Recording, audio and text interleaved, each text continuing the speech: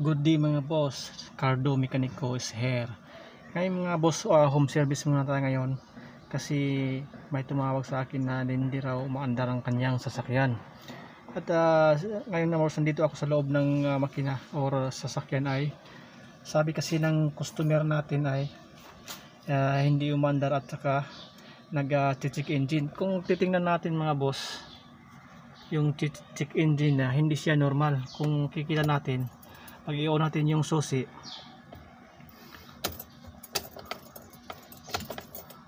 yun, makikita nyo yung check engine na kulay dilaw na ano dito, makikita dito. Kasi kapag normal yan mga boss, pag on mo ng susi, pag on mo ng susi ay hindi yan mamamatay, naka-steady lang yan, nakailaw. Pag paandarin natin yung makina ay mamamatay siya. Kung titingnan natin mga boss ay seconds ang pagitan para mag-iilaw siya ulit. Ibig sabihin mga boss ay kasi na-scan ko na to dati, nag-i-scan siya, ngayon hindi na, kasi hindi nakipag-communicate yung ECU. Kasi ito nga yung dahilan mga boss, hindi siya nag-i-steady at nag-blink ang kanyang check engine kung makikita natin. Ngayon mga boss ay ang gagawin ko ay subukan kong i-reset ang kanyang ECU. Ngayon ituturo ko sa inyo kung paano mag-reset ng ECU kasi hindi nakipag-communicate yung computer box. 2011 Kia Rio 1.4 liter. Kasi sa labas mga boss, tiningnan ko yung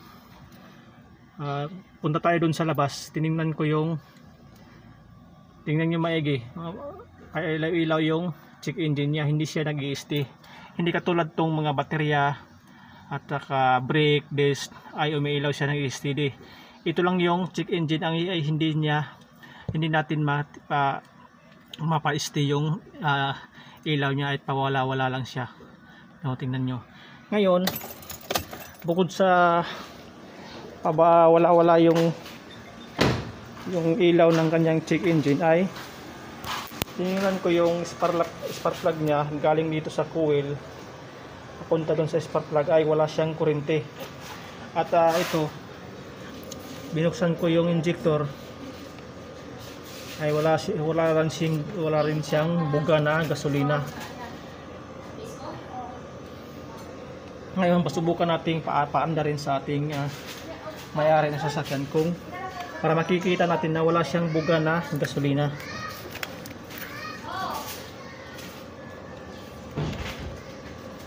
Tingnan natin yung injector.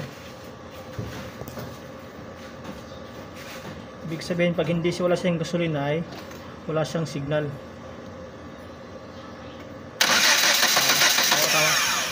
Makikita natin na walang buga yung kanyang injector at kayong spark plug.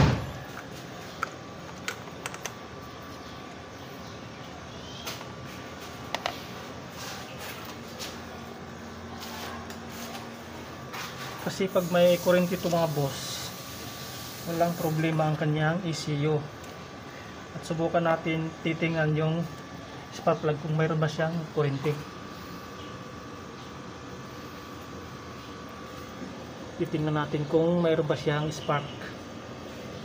At hindi nyo makita masyado sa camera kasi mailaw, pero makikita natin mga boss kung mayroon ba siyang kuryente. Kung makikita natin mga boss ay wala siyang spark. Ngayon subukan natin i-reset yung ECU niya para malalaman natin kung nagbabago ba yung check engine doon.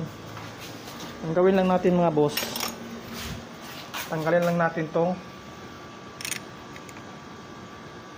negative battery terminal para mag-reset tayo ng ECU.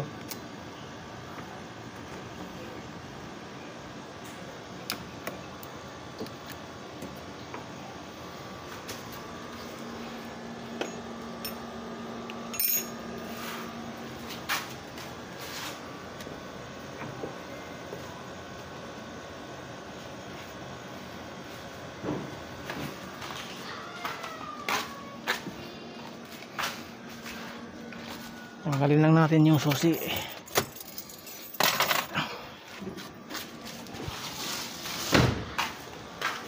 Ngayon mga boss, paano ba natin i-reset yung ECU nya? Ganito lang yan mga boss.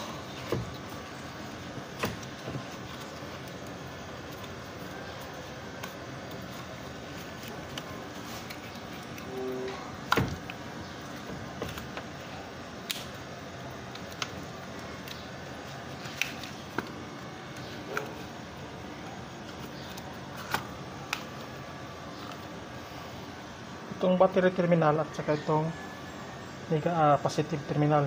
Tanggalin lang natin yung negative terminal, tapos gamit tayo ng jumper wire. Gamitan natin ng jumper wire para pagkonektahin silang dalawa.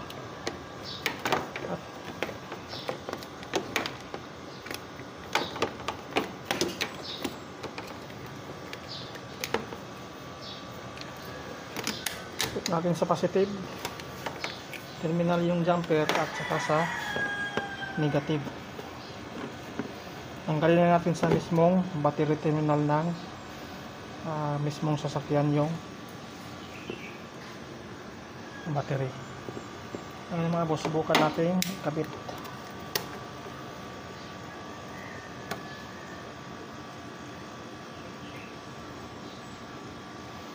Yan. Ganyan yung pag-reset ng ECU na tawag engine control unit. Kabit natin yung jumper wire dito sa positive terminal at saka yung isang dulo ng battery jumper wire ay sa negative terminal. Huwag nyo nakalimutan yung mga boss, tanggalin nyo yung mismo sa battery ang negative terminal.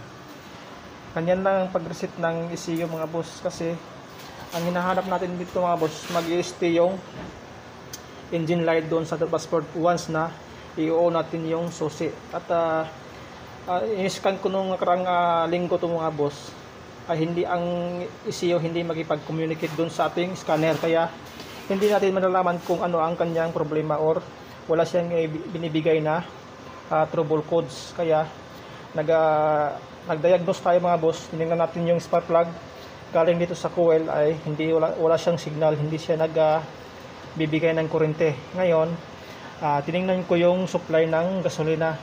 Kaya pinakita ko sa inyo na tinanggal natin yung injector number 1 para lang malaman kung mayroon ba siyang supply na gasolina or mayroon ba siyang signal.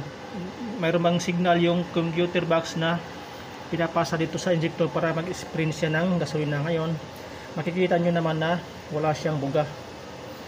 Ngayon lang mga boss, kasi nagtataka ako kung i-on natin yung normal na operasyon sa makina or sa susi. Pag i-on natin yung engine, ang check engine ay nag-i-stay siya hanggat hindi natin pina-start yung makina. Ngayon makikita nyo naman na hindi siya nag-i-stay, nag-blink lang siya. Seconds, mga 5 seconds ang o 10 seconds ang pagitan bago iilaw siya ulit. At wala siyang signal na ibinigay sa kanyang mga sensor. Ngayon lang mga boss, hihintay tayo ng 15 minutes to 30 minutes para mag-reset yung ating ECU. I-upload ko lang sa inyo boss kung anong magiging resulta sa pag-reset natin ng ECU, kasi pag hintayin pa natin ng 30 minutes ay masyadong mataas na yung video natin. Kaya kung anong magiging resulta ng ating pag-upgrade ng ECU or mayroon bang pagbabago doon sa check engine niya ay sasabihin ko sa inyo sa part 2 mga boss. At huwag niyong kalimutan, kung mag-reset kayo ng ECU at may problema yung check engine nyo ay nagbiblink siya, ganyan lang yung una nyong gagawin kung gusto nyo mag-reset ng ECU. Kabit nyo lang yung jumper wire doon sa positive at saka tanggalin nyo yung negative terminal yung baterya, ay ang dulo naman ng jumper wire ay doon nyo ikakabit. At maghintay kayo ng 30 minutes para mag-reset yung ECU at i-reset niya yung lahat niyang code. At yan lang mga boss, sa part 2 i-update ko kayo kung anong magiging resulta ng ating pag-reset. Thank you sa inyong panonood mga boss. At kung bago ka pa lang sa aking channel ay mag-subscribe ka na kay Cardo Mekaniko at sigurado makakuha kayo ng kunting kaalaman patungkol sa problema o solusyon ng inyong mga sasakyan.